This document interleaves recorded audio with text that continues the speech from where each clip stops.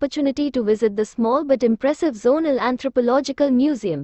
Most visitors to the Andamans are curious about the indigenous inhabitants of these remote islands between India and Myanmar. However, contacting the groups or even taking a photograph is strictly prohibited.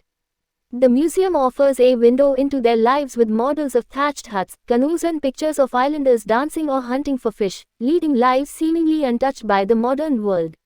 The Jaravas of the Andamans by Ratan Chandra Kar at the gift shop, a book called The Jaravas of the Andamans caught my eye. The author was not an anthropologist but a physician named Ratan Chandra Kar. Originally written in Bengali, the book was published as Andamane Radim Janajati Jarava in 2009. Based on his diaries, it was an account of an indigenous group called the Jarava that had emerged from semi-isolation after a prolonged period of hostility. Kar was the medical officer who had monitored their health, working out of a primary health center housed in a thatched hut in Kadamtala village.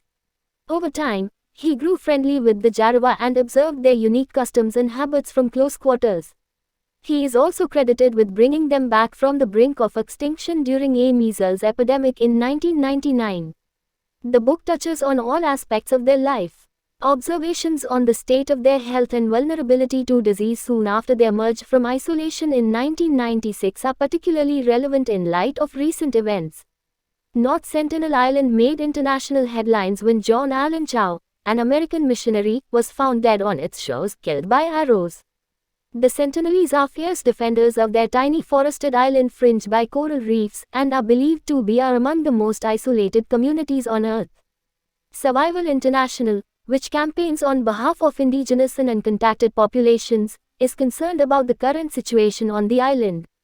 Their extreme isolation makes them very vulnerable to diseases to which they have no immunity, meaning contact would almost certainly have tragic consequences for them, a statement said.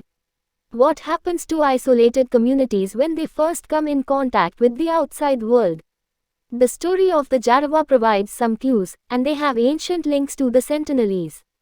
The Jarava homeland is roughly 48 kilometers from North Sentinel Island.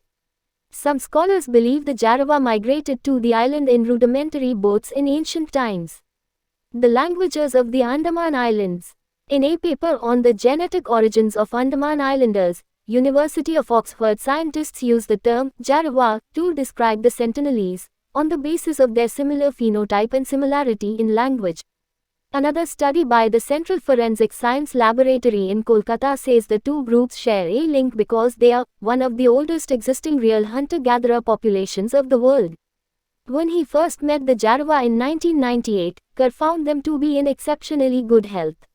He describes them as well-built and apparently healthier than any other tribal community on the mainland, even better than the common rural people. Conditions like obesity, hypertension, heart disease and even mental illness were foreign to them and they were practically disease-free. Injuries from crocodile bites, worms and skin ulcers were common ailments.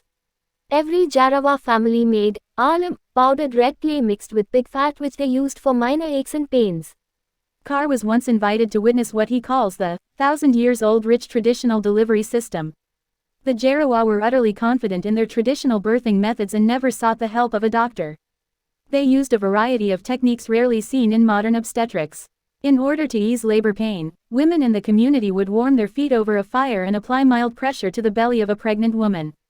The husband was the obstetrician, extracting the baby and cutting the umbilical cord with a heated hunting knife. And women typically gave birth in a squatting position which Kar found was beneficial for both mother and baby.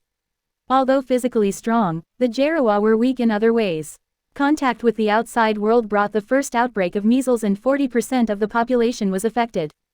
Kar treated them with the antibiotic ciprofloxacillin and they recovered. But he writes that it was a tense time as activists and anthropologists were worried that the Jarawa would be wiped out from the earth. Diseases like measles can be devastating for tribal people, observes Survival International. In the 19th century, it wiped out at least half of the Great Andamanese on one island and all those on another island. That tribe, once 5,000 strong, now numbers only 41 people. Kar urged caution on the issue of vaccination. The inherent immunity of the Jarawa, he argued, was far better than immunity gained if at all done by modern vaccination system.